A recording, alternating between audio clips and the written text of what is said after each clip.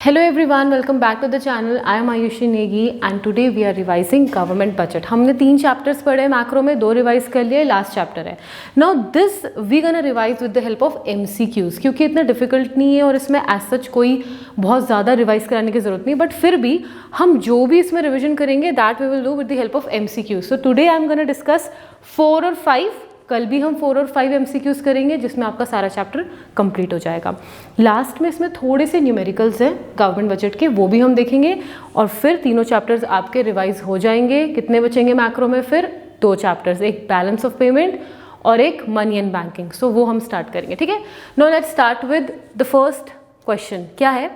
Example give, मतलब ये जो भी आपको ऑप्शंस दिए हैं उनमें उनसे ये बोला गया है कि example of a non debt creating capital receipt.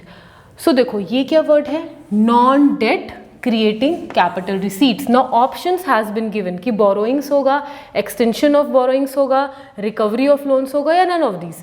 So in order to deal with this question सबसे पहले समझो कि नॉन डेट क्या होता है. डेट मीन्स कर्ज, नॉन डेट मीन्स कि कोई कर्ज नहीं है, कोई लोन नहीं है. सो ऐसा कौन से इनमें से ऑप्शंस हैं जो कैपिटल रिसीट्स तो हैं लेकिन वो कोई डेट या लोन क्रिएट नहीं कर रहे. सो अब इसमें आप सबसे पहले देखो हम रिवाइज करेंगे. रिसीट आ गया, कैपिटल रिसीट. सो हम ये रिवाइज करते हैं कि रिसीट्स होते कितने टाइप के हैं. हमने पढ़ा है बजट रिसीट्स, है ना.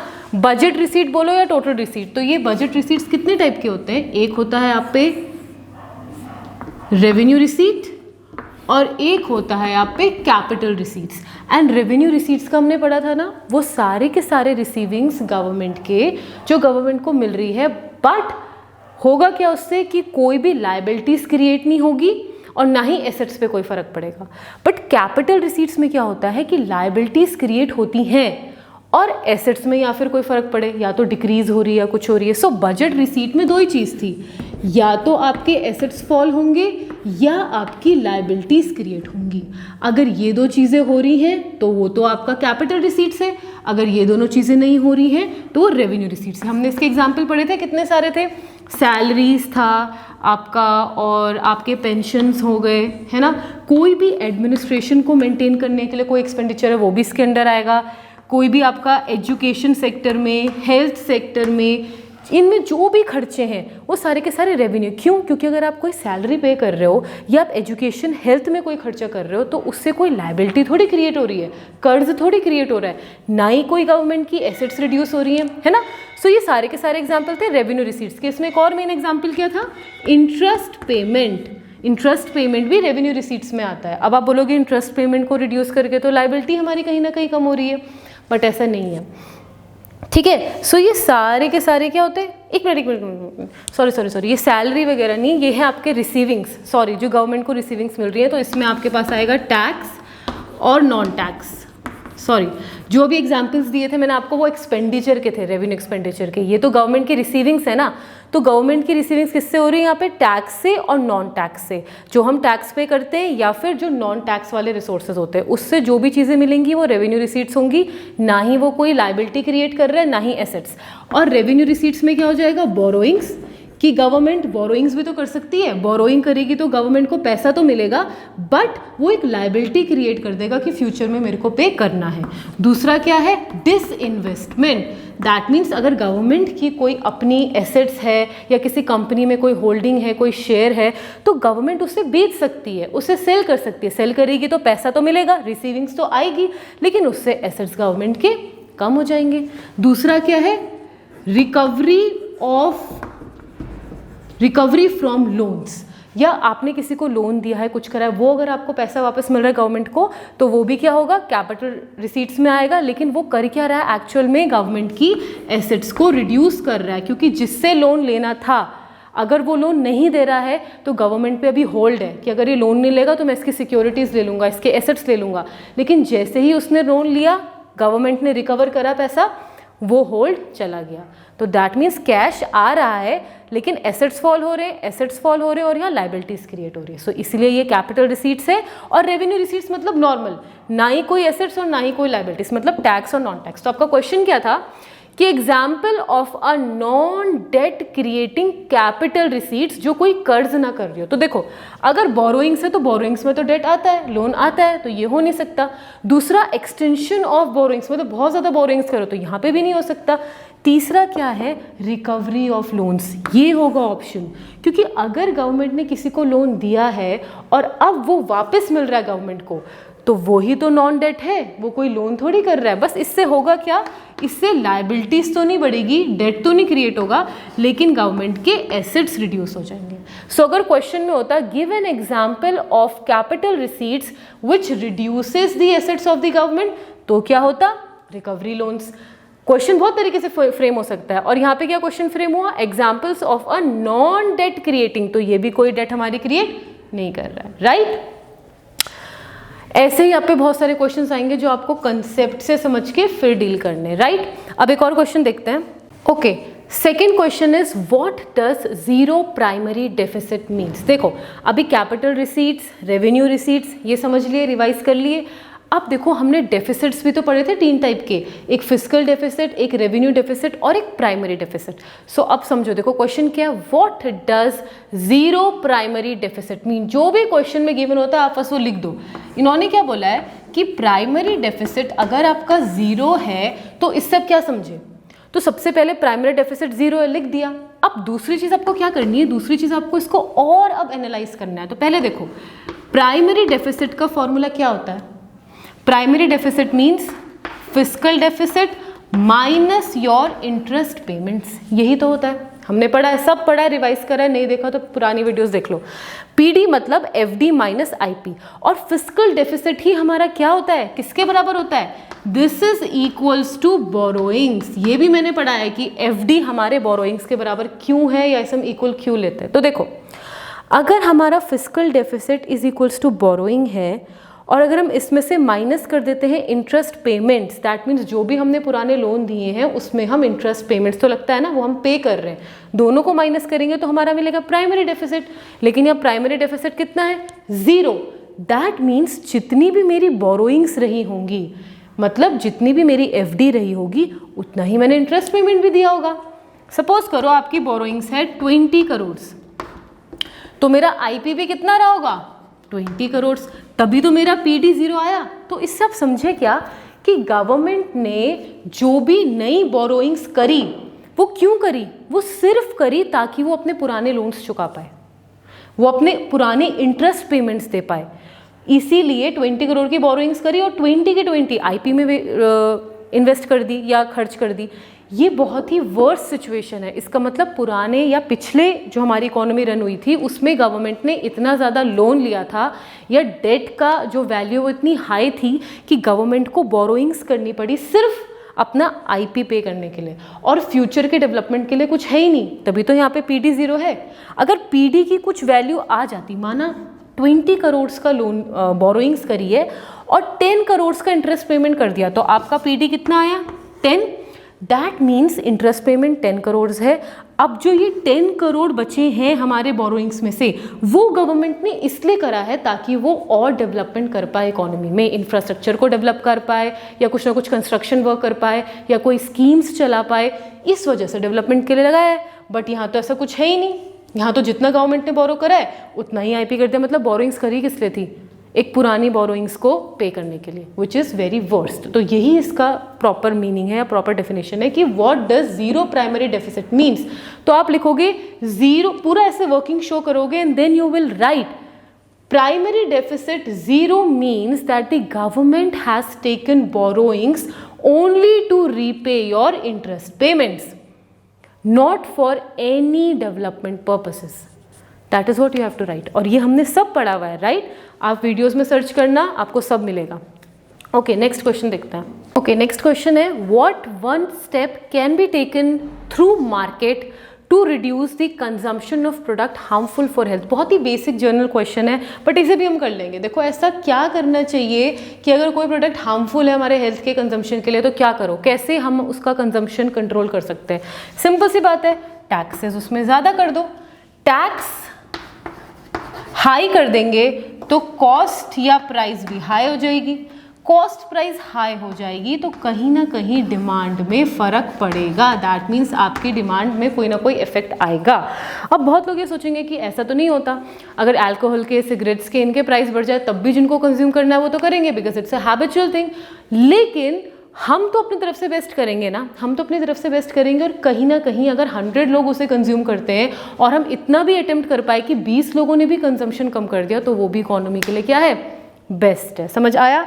सो अपने तरीके से we will give advices, we will give whatever we want, whatever is good for the economy, right. अब एक चीज़ देखो, ये सारे बहुत ही बेसिक क्वेश्चंस होते हैं लेकिन फिर भी हम इसे गलत कर देते हैं। सो ऐसा नहीं करना है, बिल्कुल आराम से चलना है। अब इसी में से मेरे को एक क्वेश्चन बताओ, ये डिमांड चल रही है तो मेरे को एक चीज़ और बताओ, हमने एक और चीज़ रिवाइज करी थी, क्या रिवाइज करा था हमने, क्या चीज़ पढ़ी थी, सॉरी, हमने टाइप्स ऑफ बजट। बजट कितने टाइप के, देखो सबसे पहले है गवर्नमेंट बजट। गवर्नमेंट बजट के अंदर आपके पास आता है एक रेवेन्यू बजट, एक कैपिटल बजट। अब रेवेन्यू में क्या आएगा, रेवेन्यू रिसीट्स आएंगी, कैपिटल रिसीट्स आएंगी। एक्सपेंडिचर भी क्या आएगा, रेवेन्यू एक्सपेंडिचर, कैपिटल एक्सपेंडिचर आएगा। सो ये प्रॉपर फ्लो चार्ट बन रहा है।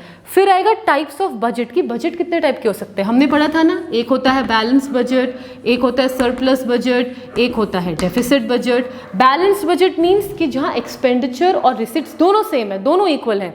सरप्लस बजट मीन्स कि गवर्नमेंट की जो रिसीट्स है, budget receipt is greater than budget expenditure.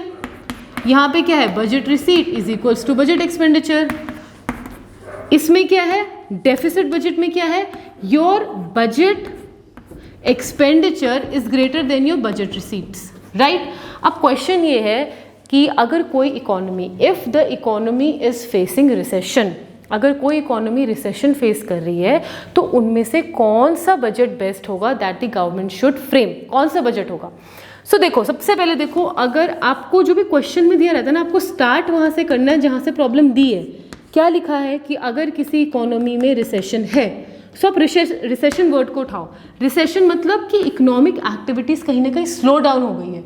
अगर इकोनॉमिक एक्टिविटी स्लो हो गई है, दैट मीन्स आउटपुट का उतना अच्छा प्रोडक्शन नहीं हो रहा है। आउटपुट का प्रोडक्शन क्यों नहीं हो रहा है, क्योंकि कहीं ना कहीं लोग डिमांड कम कर रहे हैं। तो अगर लोग डिमांड कम कर रहे हैं तो सारी साइकिल, सारी चेन हमारी गड़बड़ा जाएगी। डिमांड लोग कम कर रहे हैं तो प्रोड्यूसर प्रोड्यूस नहीं करेगा, प्रोड्यूसर प्रोड्यूस नहीं करेगा तो वो हायर नहीं करेगा एम्प्लॉयज़ को। जब एम्प्लॉयज़ को हाई नहीं करेगा तो इनकम कैसे जनरेट होगी, जब इनकम जनरेट नहीं होगी, पैसा नहीं होगा तो लोग डिमांड ही क्यों करेंगे, तो पूरी साइकिल ही गड़बड़ हो जाएगी। तो इसको करेक्ट करने के लिए बेस्ट बजट होगा कि गवर्नमेंट बनाए डेफिसिट बजट। ऐसे क्वेश्चंस भी आ सकते हैं, डेफिसिट बजट ही क्यों, नाम से अजीब लग रहा है ना कि डिमांड कम है तो डेफिसिट में क्यों जाएंगे।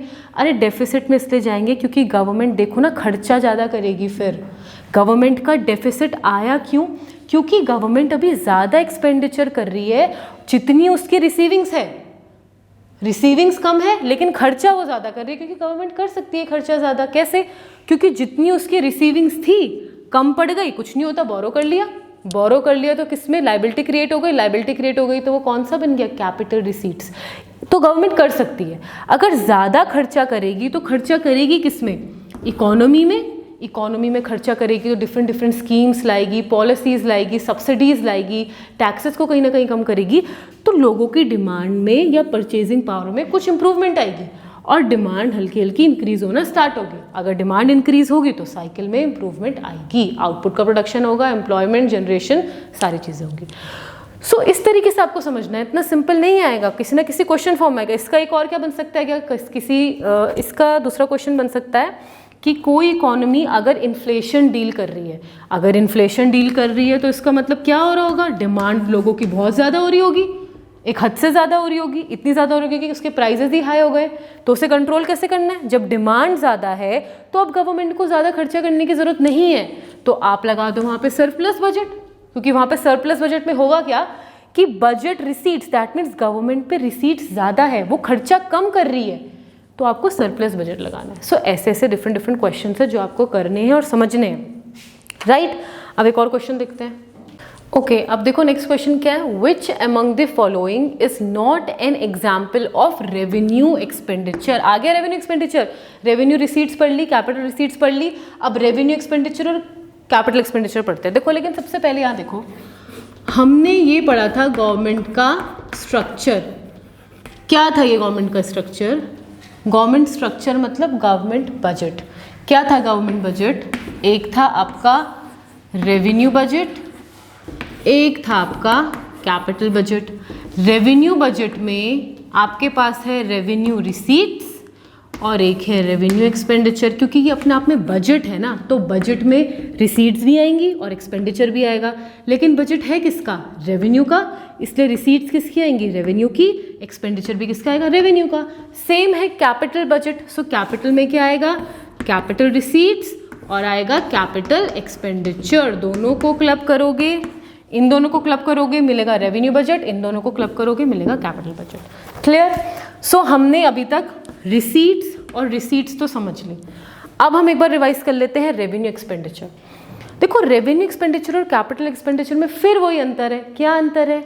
कि रेवेन्यू के, वो मैंने अभी जो पहले गलती से एग्जांपल दे दिए थे ना, सैलरीज वाला, पेंशन वाला, इंटरेस्ट पेमेंट वाला, वो सारे के सारे रेवेन्यू एक्सपेंडिचर थे।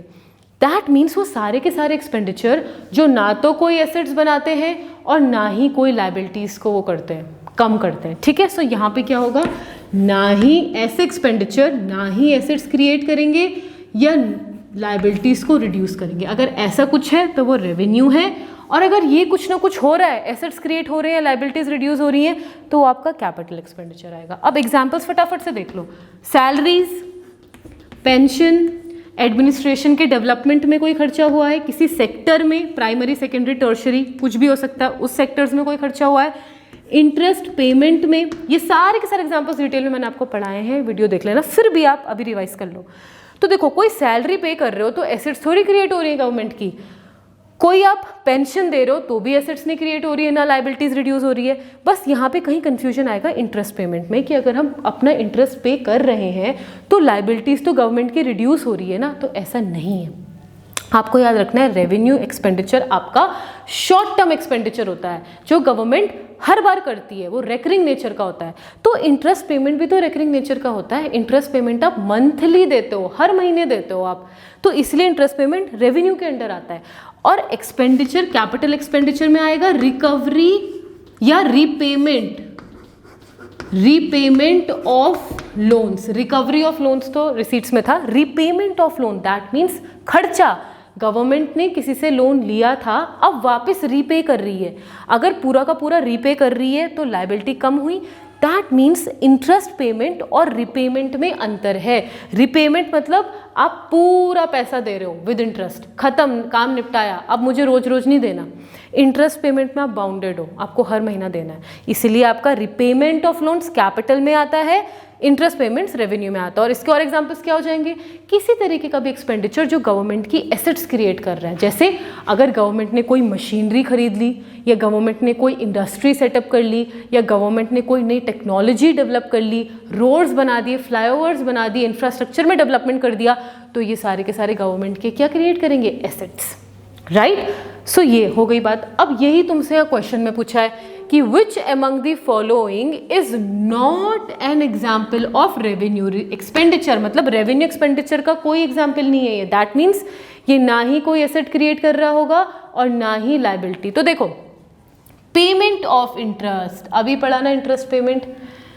अच्छा, इसमें क्या लिखा है? नॉट, तो ये तो होता है, ठीक है, ये होता है। पेमेंट ऑफ सैलरी, ये भी होता है। Payment of loans, payment of, this is not payment, payment of loans बोलो या रीपेमेंट बोलो इसको, रीपेमेंट ऑफ लोन्स, तो ये है।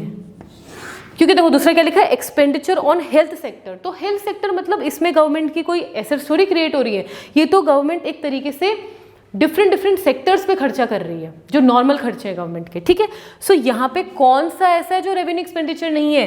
Repayment of loans, because this is your capital expenditure. ये लायबिलिटी को रिड्यूस करेगा। जितना सरकार ने पैसा लिया है सारा का सारा एक साथ लमसम में पे कर रही है। क्लियर? बहुत छोटी छोटी चीज़ें गलत नहीं करनी है, समझते हुए चलनी है। अब एक लास्ट क्वेश्चन देखते हैं, उसके बाद हम और इसको अपनी नेक्स्ट वीडियो में रिवाइज करेंगे with the help of MCQ। Okay, now the last question is classify the following as direct and indirect tax. Different options आपको दिए हैं, बताना है कौन सा डायरेक्ट है कौन सा इनडायरेक्ट है। तो सबसे पहले देखो, डायरेक्ट टैक्स क्या होता है? सबको पता है डायरेक्ट टैक्स कौन सा होता है, जो अल्टीमेटली जिस पर्सन पे लग रहा है उसी को बेयर करना है, ठीक है। इनडायरेक्ट टैक्स मीन्स जो इनडायरेक्टली एक पर्सन को बेयर करना है, जैसे कि हम डिफरेंट शॉप्स में जो कमोडिटीज़ परचेज करते हैं, जैसे शूज़ में टैक्स होता है, शर्ट्स में, क्लोथ्स में, बहुत सारी चीज़ों में टैक्स होता है। सो अल्टीमेटली वो कमोडिटी किसी एक स्टोर की है ना, हम अगर शर्ट लेने जा रहे हैं तो किसी स्टोर से लेंगे, किसी शॉप से लेंगे। सो वो टैक्स जो था वो था तो शर्ट पर, है ना। दैट मीन्स ये टैक्स देना किसको है, उस शॉपकीपर को, राइट। लेकिन टैक्स देना शॉपकीपर को, लेकिन बर्डन इसने किस पे शिफ्ट कर दिया, इसने बर्डन शिफ्ट कर दिया कस्टमर पर। दैट मीन्स जो भी ये शर्ट खरीदेगा वो पैसा क्या देगा, वो पैसा इंक्लूसिव ऑफ टैक्स देगा।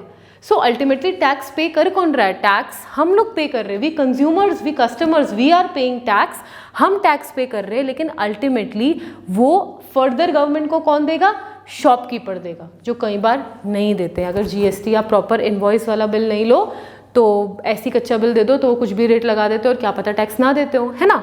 सो कोई भी टैक्स जिसमें बर्डन शिफ्ट हो सकता है या जो इनडायरेक्ट टैक्स है, वो आप जो भी बर्डन शिफ्ट करे तो वो इनडायरेक्ट टैक्स होगा। दैट मीन्स इम्पैक्ट और incidence can be shifted to some other person. करना किसको था, शॉपकीपर को, इसने ये बर्डन शिफ्ट कर दिया कस्टमर पर, और कस्टमर फिर इनडायरेक्टली किसे दे रहा है, गवर्नमेंट को। लेकिन what about this direct tax, direct tax में हम ये थोड़ी बोलेंगे चलो यार तुम मेरा टैक्स दे दो, जितना मेरी इनकम होगी, जितनी मेरी वेल्थ होगी, उसी हिसाब से टैक्स लगेगा। I can't shift the burden, I can't change the impact to some other person. ना ही इम्पैक्ट ना ही इंसिडेंस मेरा चेंज हो सकता है। क्लियर। सो वही पूछा, बताओ कौन सा टैक्स डायरेक्ट है, कौन सा इनडायरेक्ट है। सो इनकम टैक्स ऑब्वियसली आप बर्डन शिफ्ट नहीं कर सकते, it will be direct tax. Profit, जिसको जितना प्रॉफिट मिल रहा है वो उतने हिसाब से टैक्स देगा, तो ये भी आपका डायरेक्ट है। वेल्थ जिसकी जितनी होगी वो भी इस हिसाब से टैक्स देगा, सो ये भी डायरेक्ट है। एंटरटेनमेंट, ये आपका इनडायरेक्ट टैक्स है, क्योंकि आप कोई मूवी देखने जाते हो, कुछ भी आप चीज़ें करने जाते हो तो टिकट्स में टैक्स होता है। तो दे कौन रहा है, हम दे रहे हैं टैक्स, लेकिन अल्टीमेटली फिर जिसका वो मॉल है, जिसका वो हॉल है, जिसका भी कॉम्प्लेक्स है, वो जाके फर्दर ऑन प्रोसीजर करेगा टैक्स पे करने का। So this is an indirect route, burden भी शिफ्ट कर दिया हम लोगों पे। सो ये कौन सा टैक्स हुआ, इनडायरेक्ट टैक्स। तो आज के लिए हमने काफ़ी रिवाइज कर लिया है, अब कुछ क्वेश्चंस हम और रिवाइज करेंगे। Till then keep studying, keep smiling and keep revising. If you like the video please hit the like button and subscribe to the channel.